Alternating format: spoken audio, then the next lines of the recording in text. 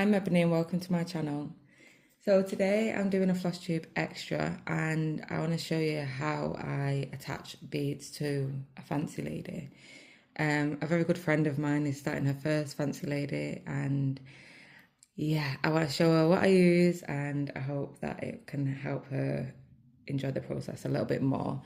So the first thing I'm going to do is go through what I actually use and then, excuse me, and then I will do a little bit of a demo of how I attach the beads. So the first thing I need is needles. So I get these John James ballpoint bead embroidery needles in size 10. These work fine for me. You can use a size 28 needle if you prefer. I like these because they're sharper and they go through all the different sizes of beads that I've used so far. So I'll put them there. And then the next thing I have been using is Mill Hill Nymo thread, which looks like this. It comes on a bobbin. And it comes in a little, I don't have a brand new packet. I'm on my last two bobbins, which are both open. I've been using this as my beading thread. I do not love this thread. So next time I will use something else. But as you can see, it is white. It is discreet. You can't really see it. But what I don't like about this is it's more like a tape. It reminds me a bit of dental floss. And it splits and frays. So next time I will be using something else, but it does work for now. I got this off 1-2-3 Stitch. And then the last thing I think is my tacky bill or tacky bob. This is just like a mini CD case, which is sticky and your beads stick to it and then you can pick them up with your needle. So if I was going to pick up a bead, I would grab one of my beading needles and, oh, wrong way, and literally just pick it up like so. Mine's broken. I dropped it the other day, so I need a new one. And they do get a bit like dusty and stuff, but this side is my chatelaine beads and then this side is my Soul Tropica beads.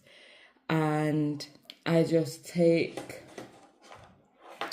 hold on, I just take my packet of Mill Hill beads and empty a couple onto here, or however many I feel like I might need. I'm constantly like refilling the tacky bill. And then I can close this up and put it back in my little bead box. So they're the things that I use. I don't believe I use anything else. I don't have anything especially different to what I've seen others using. So I'm going to be beading these gaps around here because on this project I have been beading as I go. So I will finish a section and then go through, put the beads in, and I've really enjoyed that. As you can see, this is pretty heavily beaded, so getting it done as I go I've found really helpful. So yeah, I'm going to reset. I'm going to move the camera into a more comfortable position and I'm going to get started. So to start my thread, I like to run my thread under a couple of stitches at the back. Some people tie knots, some people, like, everyone does different things. So I'm going to start, let me have a look at my chart. I'm going to start here in this stitch. So I'll just poke my needle through. So then when I turn my work over, I know where to anchor my thread. So I'm going to see if I can do this on camera. If this bit's cut out, it means that it was a hot mess and I couldn't show you. So as you can see, I'm at the back of my work and here is my needle and thread. So I'm going to pull that through and then I'm going to anchor it where, as close to that point as I can. So I'm just going to run it under 2 or 3 stitches and pull that through. And then as I get to the end, I'm going to be gentle. I don't want to pull it all the way through. And then I'm going to go back under another couple of stitches on top of that, pull that through, pull it tight, and poke my needle through, ready to, so that's anchored now. So now I'm going to flip my work again and we can get started. So we're back through to the front now and my needle's there waiting for me. So this is the first stitch I'm going to do. And I attach my beads with a full cross on this project. So I'm going to go bottom left, which is how I usually start, and bring my needle through along with my thread. And then I'm going to take my tacky bill, let me move it so you can see. And I'm going to pick up a bead. Can you see that? So I just picked up a bead and dropped that through onto my needle. And then with that bead attached, well, on my needle or on the thread, I'm going to go down in the top right and pull that through. So now my bead sits like this. If you was attaching with a half cross, this is how your bead would look. I like mine to be straight instead of being on the diagonal. So I'm going to move that bead out of the way, it's still attached. So I'm going to move it out of the way. And then I'm going to come up in my bottom right and pull that through. Now you can have your beads going two different ways if you're doing full cross. So if you go through the bottom of your bead, it's going to sit upwards with the whole of the bead at the top and the bottom. And if you go through the top of your bead, it's going to sit horizontally and your whole of your bead will be on the left and the right. I have my beads set different on different projects. On this one, they're all up and down. You do want to keep them all the same, in my opinion. So I'm going to go through the bottom because I want it, the whole sitting top to bottom. And then I'm just going to go through that top left corner, like that. So I'm going to pull my thread through, and then that is that bead attached and done. So now we're going to move on to the next one. Let me just check my chart. So the next one is here, bottom left again. Pick up a bead, top right.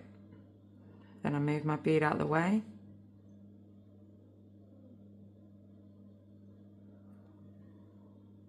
Like so.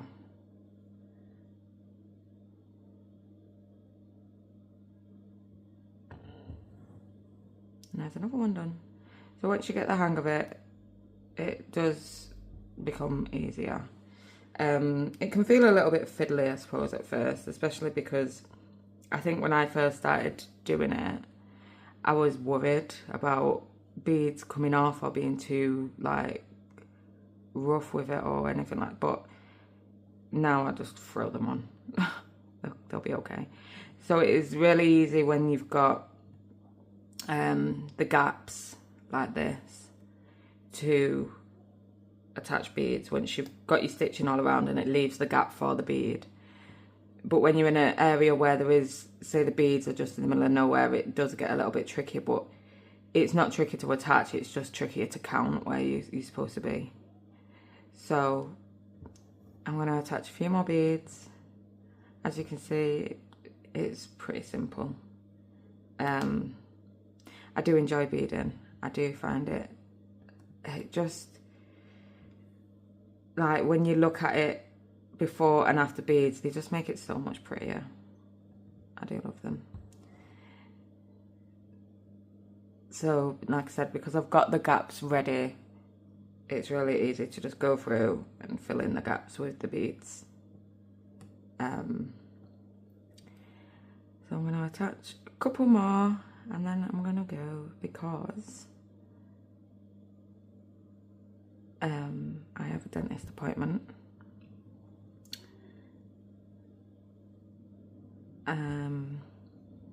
It is Fancy Friday. This is a little bit of a sneak peek of the progress I got last weekend. I said in my video that I wanted to get good progress, so I'm really happy with how far this piece has come.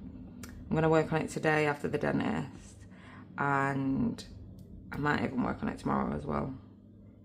2 days progress is so good, like so good on this piece.